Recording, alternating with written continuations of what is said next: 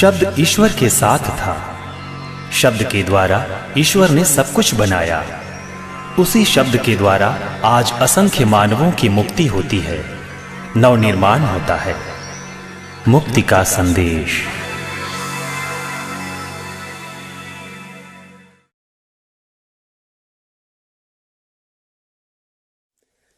प्रिय मित्रों, हम सभी लोग प्रार्थना करते हैं।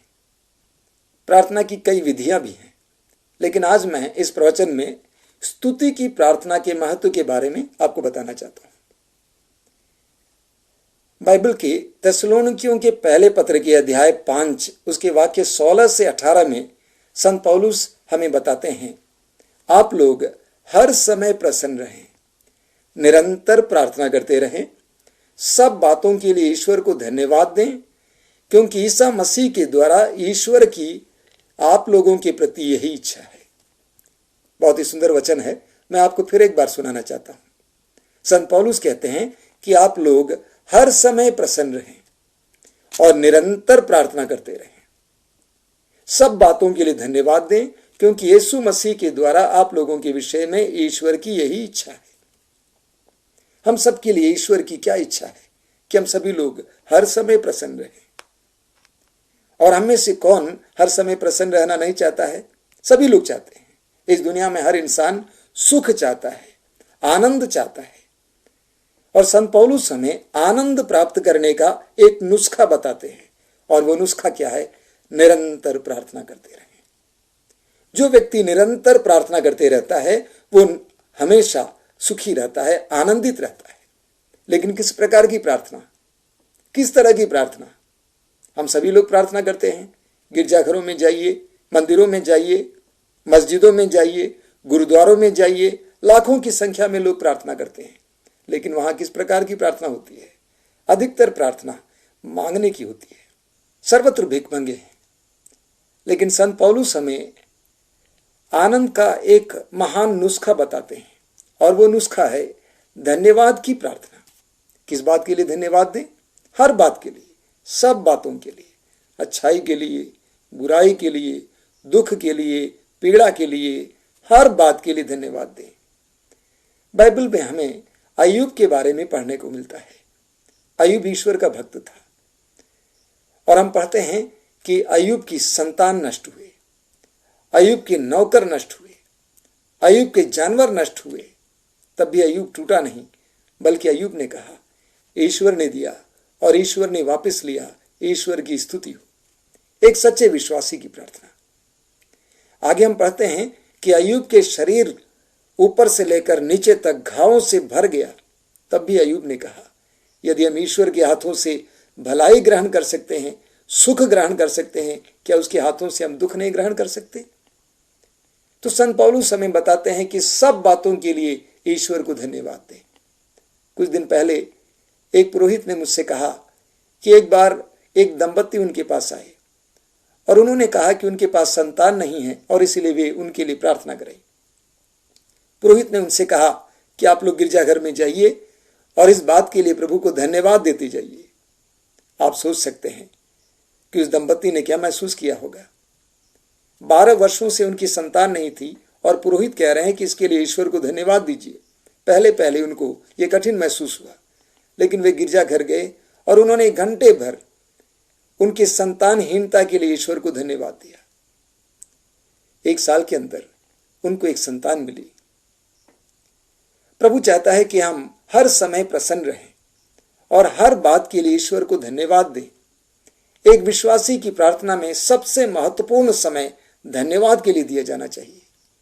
और इसलिए कुरिन्थियों के दूसरे पत्र के अध्याय 4 वाक्य 15 में संत पौलुस लिखते हैं कि एक विश्वासी वो है जो धन्यवाद की प्रार्थना बोलता है। विश्वासी के लिए, मसीही के लिए संत पौलुस एक नया नाम देते हैं, और वो नया नाम क्या है? धन्यवाद की प्रार्थना करने वाले। इब्रानियों के पत्र के अध्याय 13 उसके वाक्य 15 में और स्तोत्र 58 उसके वाक्य 14 में हम पढ़ते हैं कि धन्यवाद की प्रार्थना, स्तुति की प्रार्थना एक बलिदान है।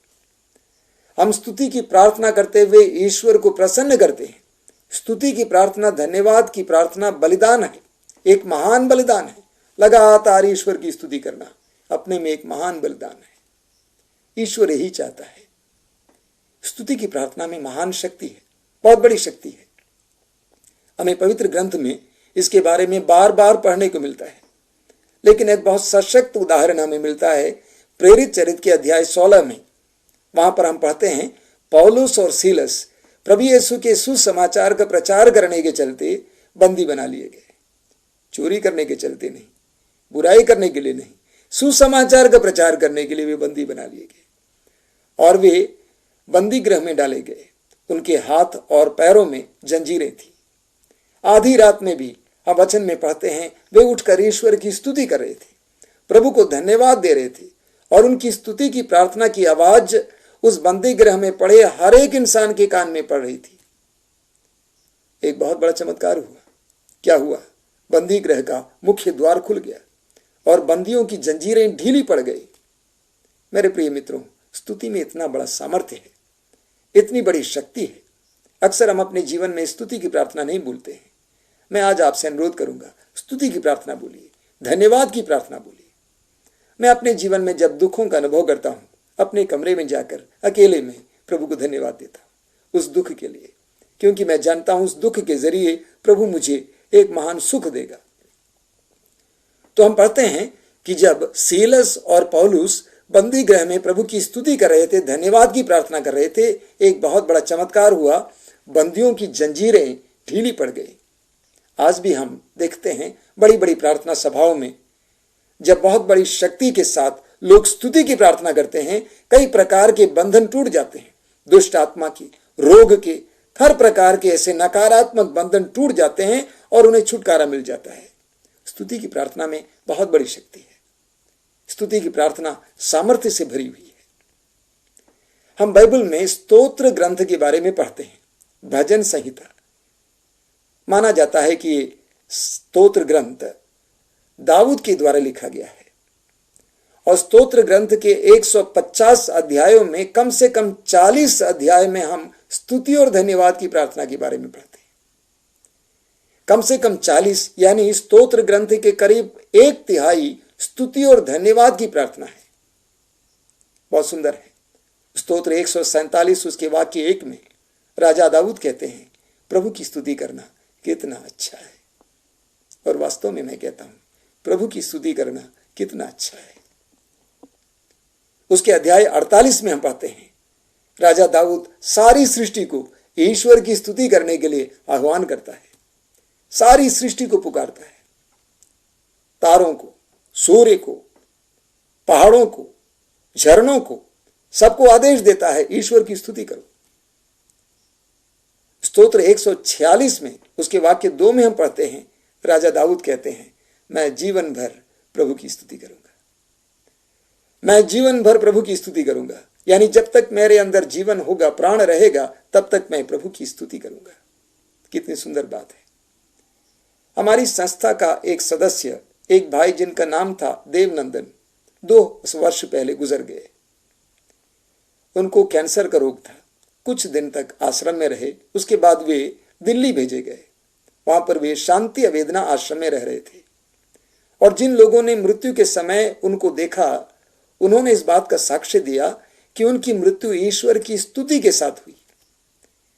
जब देवनंदन को इस बात का एहसास हुआ कि मैं मरने वाला हूं, वो ईश्वर की लगातार स्तुति करने लगा और उसके चारों ओर जितने लोग खड़े थे उन सबसे भी उन्होंने अनुरोध किया कि आप भी स्तुति करें। जब उनके मित्र स्तुति करने से चूक गए या रुक गए तो वो डांटने लगे कि आप लोग प्रभु की स्तुति नहीं कर सकते। उनके शरीर का एक एक हिस्सा ठंडा होता जा रहा था। जब तक उनके गले में आवाज थी तब तक वे प्रभु की स्तुति करते गए। कितनी सुंदर बात। मैं जीवन भर प्रभु की स्तुति करूंगा। हम प्रकाशना ग्रंथ के अध्याय 19 में उसके वाक्य 6 में पढ़ते हैं, संत यूहन्ना हमसे कहते हैं कि उस समय मुझे एक विशाल जन समुदाय की सी, समुद्र के लहरों और बादल के गर्जन की सी आवाज सुनाई दी। बहुत बड़ी आवाज। क्या आवाज थी? हालेलुया, हमारे प्रभु ईश्वर की स्तुति हो, उसने राजाधिकार ग्रहण किया है। और इसीलिए हम आनंद मनाएं, स्तुति करें। एक बहुत बड़ी आवाज है। शायद आपने देखा होगा कि जहां भी बड़ी बड़ी प्रार्थना सभाएं होती हैं, विशेष करके करिश्माई प्रार्थना सभाएं होती हैं, वहां पर लोग हजारों की संख्या में ईश्वर की स्तुति करते हैं, बहुत बड़ी आवाज में ईश्वर की स्तुति करते हैं। कुछ लोग सवाल करते हैं कि आपके ईश्वर के कान नहीं है क्या? वो बहरा है? आपकी आवाज को नहीं सुन सकते? इतनी ऊंची आवाज में क्यों स्तुति करते हैं? इतनी ऊंची आवाज में क्यों प्रार्थना करते हैं? और उसका जवाब हमें प्रकाशना ग्रंथ के अध्याय 19 वाक्य 7 में मिलता है। यूहन्ना लिखते हैं कि मेमने का विवाहोत्सव आ गया है, मेमने का विवाहोत्सव का समय आ गया है, इसलिए हम उनकी स्तुति करें। ये मेमना कौन है? प्रभु यीशु मसीह को सुसमाचार में मेमना कहा गया है। प्रभु यीशु मसीह के विवाह का समय आ गया है। यह विवाह किसके साथ हो रहा है? हर भक्त के साथ, हर विश्वासी के साथ एक अटूट रिश्ता बन रहा है, एक अटल रिश्ता बन रहा है। और इसीलिए हम उसकी स्तुति करें, उसकी आराधना करें, उसकी जय जयकार करें। तो हम जोरों से प्रभु की स्तुति इसलिए नहीं करते हैं क्योंकि ईश्वर को सुनाई नहीं देता है, बल्कि हम ईश्वर के सानिध्य का समारोह मना रहे हैं। हम ईश्वर के साथ हमारी संयुक्ति, हमारे विवाह, हमारे रिश्ते के बनने का समारोह मना रहे हैं। जब हमारे समाज में कोई भी बड़े व्यक्ति आ जाते हैं, कोई नेता आ जाते हैं, कोई भी सम्मानित व्यक्ति आ जाते हैं, तब उनके लिए जय जयकार करते हैं। और यही कारण है कि प्रार्थना सभाओं में हम ईश्वर के सानिध्य को महसूस कर, एहसास कर उनके लिए जय जयकार करते हैं। आज से हम प्रभु की स्तुति की प्रार्थना करना सीखें। मेरे प्रिय मित्रों, मैं आपसे अनुरोध करूंगा कि आज से आप अपनी प्रार्थना को स्तुति में बदल दें, धन्यवाद में बदल दें। अपने जीवन के हर प्रकार की समस्या को प्रभु के हाथ में समर्पित करते हुए, यह विश्वास करते हुए प्रभु की स्तुति करते जाएं कि प्रभु मेरी समस्या को ग्रहण कर रहा है। हमारी प्रार्थनाओं में हम अधिकतर प्रभु की स्तुति करते हैं और एक शब्द का इस्तेमाल करते हैं, वो शब्द है हालेलुया। हालेलुया शब्द का अर्थ क्या है? परमेश्वर की स्तुति हो। हर बात के लिए परमेश्वर की स्तुति हो, हर चीज के लिए परमेश्वर की स्तुति हो, हमारे जीवन की हर पीड़ा के लिए परमेश्वर की स्तुति हो। तो हमारे जीवन में जब तकलीफें आती हैं, पीड़ाएं आती हैं, हम उन सारी पीड़ाओं को प्रभु के हाथ में समर्पित करते हुए इस विश्वास के साथ कि वो हमारी प्रार्थना को सुन रहा है, हम लगातार प्रभु की स्तुति करते हैं। Hallelujah, hallelujah, hallelujah, hallelujah, hallelujah, प्रभु की स्तुति हो। Hallelujah, hallelujah. मैं आपसे अनुरोध करूंगा, आज रात को इस वचन को सुनने के बाद अपने जीवन की हर पीड़ा को, हर दुख को, हर रोग को प्रभु के हाथ में समर्पित करें। पूर्ण विश्वास करें कि वो आपकी प्रार्थना को सुन रहा है और इस विश्वास के साथ अपनी पीड़ाओं को समर्पित करते हुए प्रभु को धन्यवाद दें। आज से प्रभु को धन्यवाद देना सीखें हर बात के लिए। आइए हम प्रार्थना करें। अपनी आंखें बंद कीजिए। इस समय इस बात को ढूंढिए कि मेरे जीवन में कौन कौन सी ऐसी बातें हैं जिसके बारे में मैं लगातार निरंतर चिंतित हूं। मैं उन बातों को प्रभु के हाथ में समर्पित करूंगा और प्रभु से कहूंगा, हे प्रभु, इन बातों के लिए तुझे धन्यवाद, तेरी स्तुति हो, तेरी महिमा हो, क्योंकि मैं जानता हूं इन बातों के द्वारा और इनके जरिए तू मेरी भलाई उत्पन्न करेगा, तू मेरे लिए महान कार्य करेगा। तेरी स्तुति हो, तेरी महिमा हो। हमारा पता है Matridham ashram, Christ Nagar post, Varanasi 221003, Uttar Pradesh. Phone number 0542-2290-961, 2290-861, 2290